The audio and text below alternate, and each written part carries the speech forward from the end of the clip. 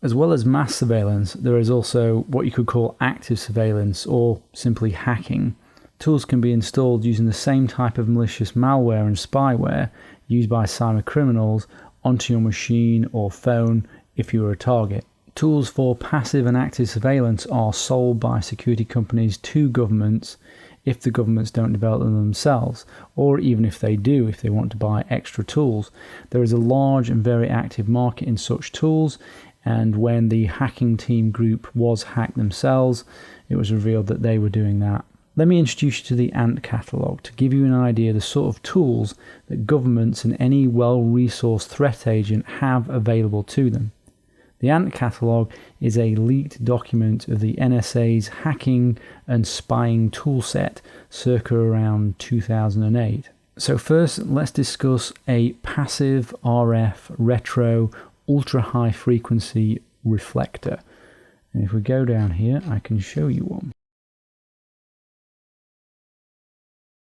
And there we are.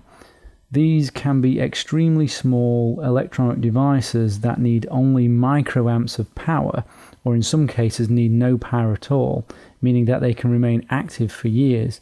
They don't radiate any RF energy, so bug sweeping like you see in the movies doesn't work. They can also be made with commercially off-the-shelf electronics, making them untraceable.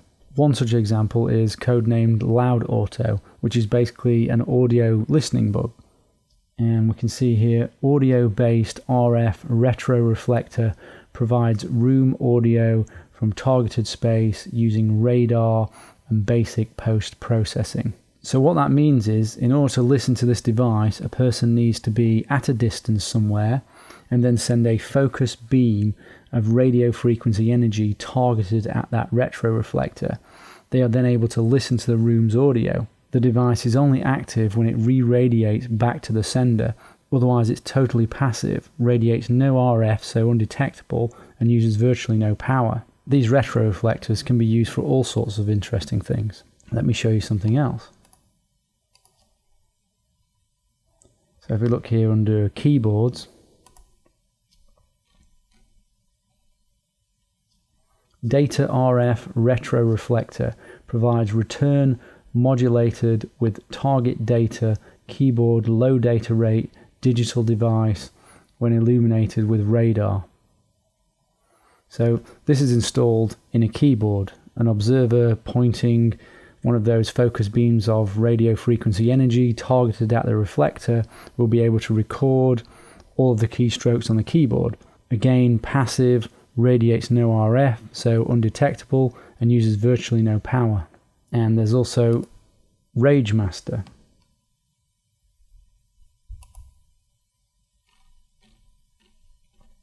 RF retro reflector that provides an enhanced radar cross-section for vagrant collection. It's concealed in a standard computer video graphics array VGA cable, which you can see there, between the video card and video monitor. It's typically installed in the ferrite on the video cable. So they can watch what you're doing on your monitor. Again, you can see how tiny this thing is. Passive, radiates no RF, so undetectable, and uses virtually no power. Obviously, these things need to be installed, and this process is called interdiction, which means the devices are placed in physically before you get them or after. But even if you're not a target of specific interdiction, you are a target of general interdiction. So for example, there is JetPlow, which is here. JetPlow is a firmware persistent implant for Cisco PIX series and ASA firewalls. It persists DNT Banana GLI software implant. JetPlow also has a persistent backdoor capability. DNT, by the way, is a contractor to the NSA that provides other hacking tools. If you're not aware, firmware is a physical chip on the device. So in this case, it's a physical chip on this router or firewall. Firmware persistence means it will survive a reinstall of the operating system. It can be considered a firmware rootkit. So what this is showing us here is documented evidence that Cisco and Juniper devices, which are really the backbone of the internet that we use, are compromised. and will be used for surveillance. If you're wondering about the strange code names, 2 letters are assigned to a project randomly, like BG, and then a human creates a name, so you end up with Bananagly or something strange like that. But strange names like that do help people remember them. Let's have a look at some of the other interesting ones.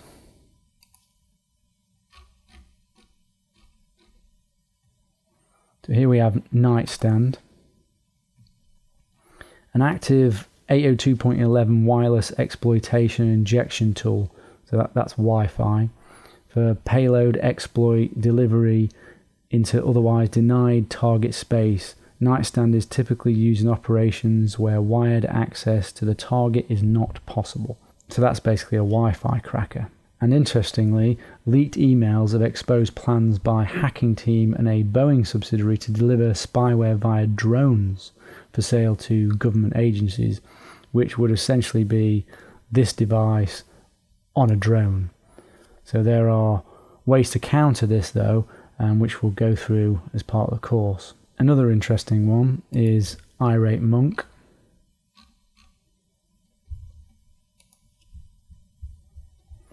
Irate Monk provides software application persistence on desktop and laptop computers by implanting the hard drive firmware to gain execution through master boot record substitution. Again, that means total persistence. So if they get access to, or if this is installed on your machine, then formatting the hard drive, reinstalling the operating system, none of that's going to help. None of it's going to shift it. It's going to be virtually impossible to detect. The only thing that would work in this case would be to actually throw the hard disk away. But obviously, if they have tools like this that are implanted in the firmware of the motherboard, then you'd have to throw your entire computer away to get rid of this type of malware. Another interesting one is Monkey Calendar.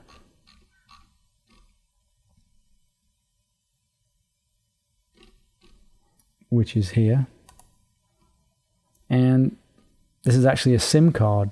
So you may not be aware, but SIM cards can actually issue commands to your handset.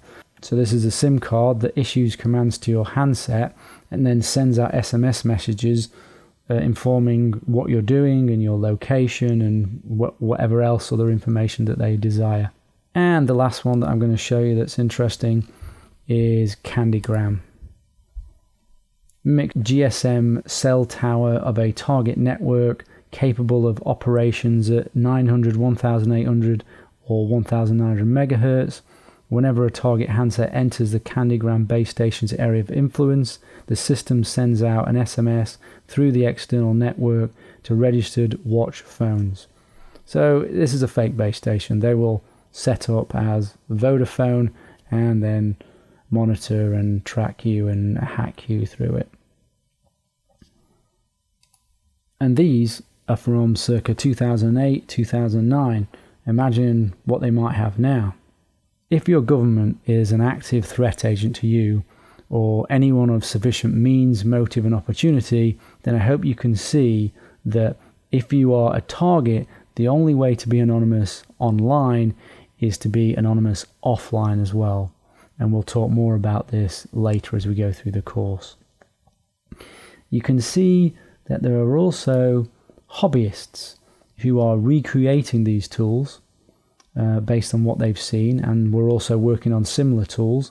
So here you can see here is a Wi-Fi hacker. You have retro reflectors, active radio injection, hardware implants, passive radio interception. So there's no reason why highly resourced criminal organizations and hacking groups won't be utilizing such tools going forward. For further information on NSA and 14i spying, check out the video Through a Prism Darkly. For general information on CIA hacking tools, look at WikiLeaks Vault 7 and 8, and generally look at WikiLeaks for government spying type information. The Intercept is also a good place for scoops from time to time on information about what's going on in terms of government spying. Note, use good judgment with all these resources I'm pointing to. to evaluate what you read, though. Some will be true, some speculative, and some just inaccurate.